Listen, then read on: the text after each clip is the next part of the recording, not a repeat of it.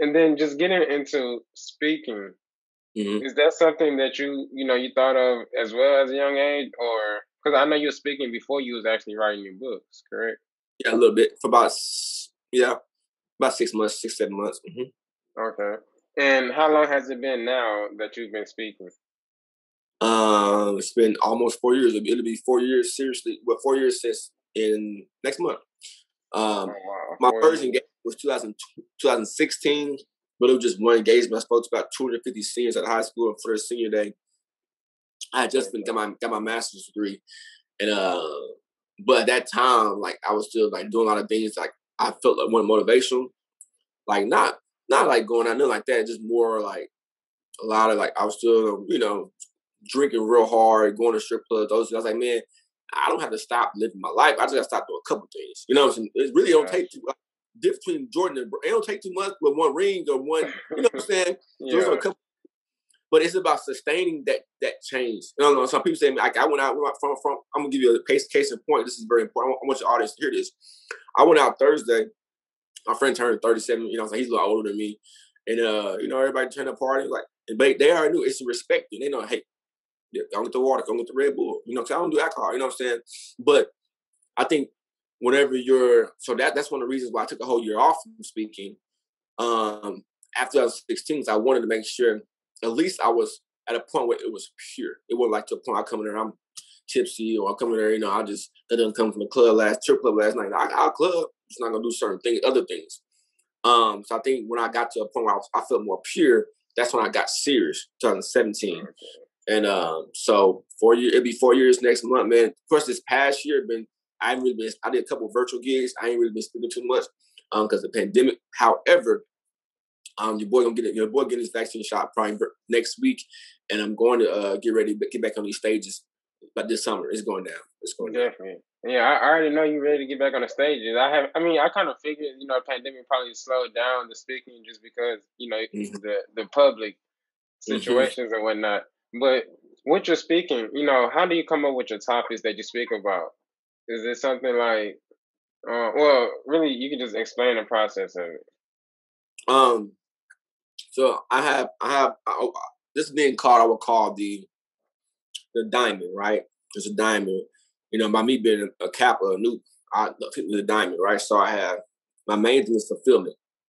I always tell people get a diamond, you want to create your 3 to 4 subjects, fulfillment, right? And then I have mental health, um, leadership, and personal growth, right? So then all I do is I have a couple main speeches. Like sometimes I use my TEDx talk, and I just tailor my speech to my audience. So if Okay. it's like once I did a virtual gig in November with female engineers from Turkey.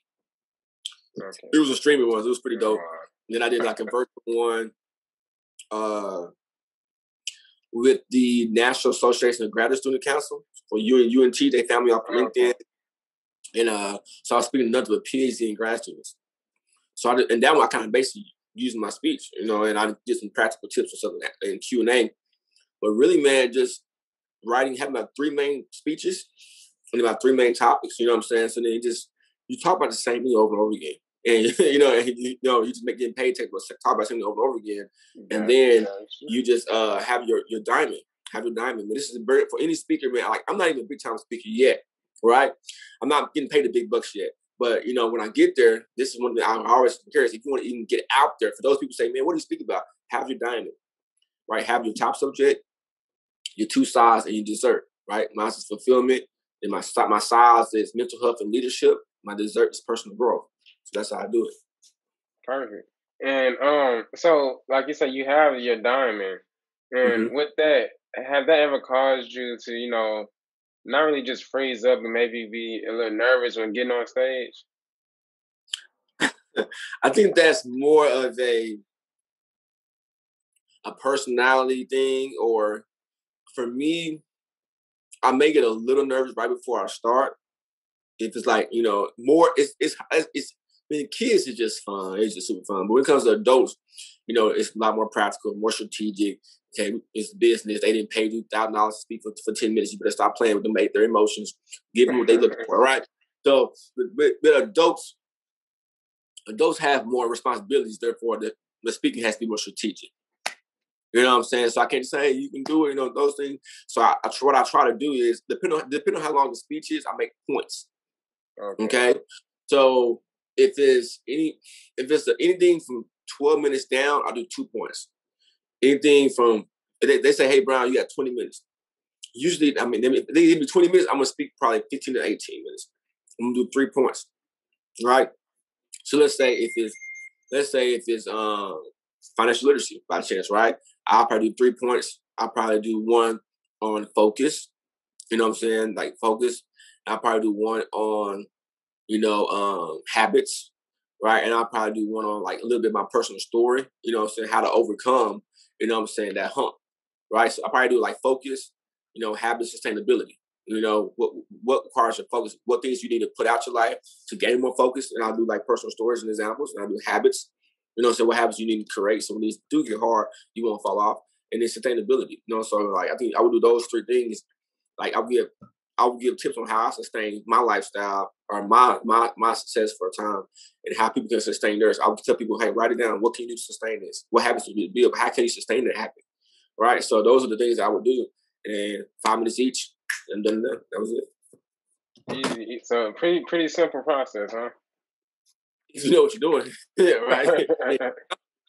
For me, like a lot of times, I will say this real quick, Trey. A lot of times we see somebody else do it, and that look easy. That look easy. No, I would say simple, because I've been doing it for a while. This is like one of my gifts. Like I'm a very great critical thinker, so I on my feet very, very fast. Some people can't do that.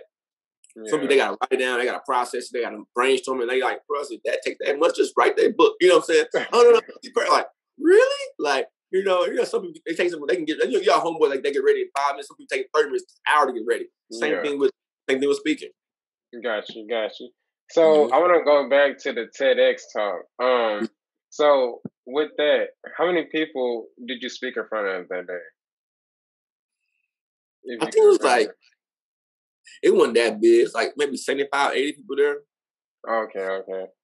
Those TEDx's, they can only have 100 max. Now the TED, they had like whatever, but the TEDx's like 100 max. I think they can have 100. So for some of the people that might not know, could you explain the difference in the two?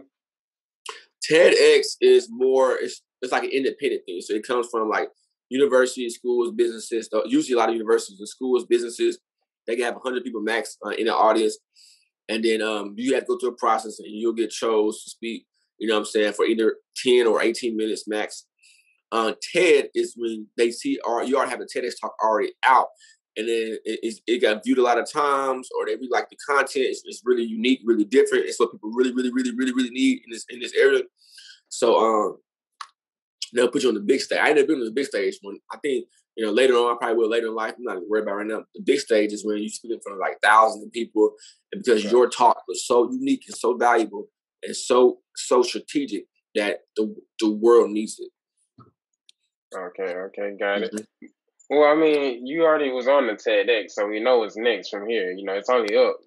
But leveling up.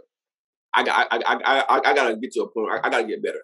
I gotta improve. I'm a humble. I gotta improve on some things so I can get to that level. I ain't there yet, but I will be there.